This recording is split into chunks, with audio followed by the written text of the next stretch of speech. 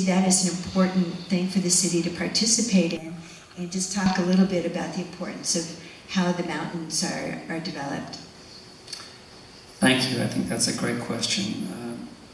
Having worked in Salt Lake City in planning, having gone to school in mass transit design and geography and planning and architecture, I think I understand the nature of transportation. I think mass transit systems like that are urban tools for an urban environment.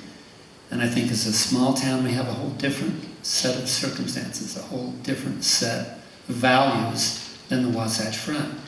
I don't believe that we're interested in being a suburb of Salt Lake City. And I think that that connectivity begins to push us in that direction and change our character.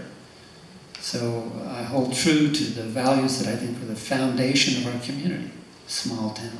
What about some of the gondolas and connections that, we're kind of loving the Wasatch to death, and just as skiers?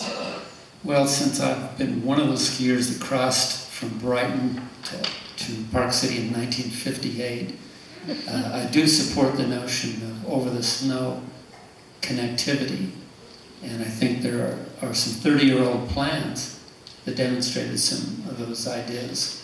But the notion that we're doing some sort of magic zoom through tunnels, mass transit, I don't think we're in the interest of our community, because it changes our character, turns us into a suburban hub, and moves us away from the small But town. ski lifts connecting the Wasatch Front and the Wasatch back might be a good idea?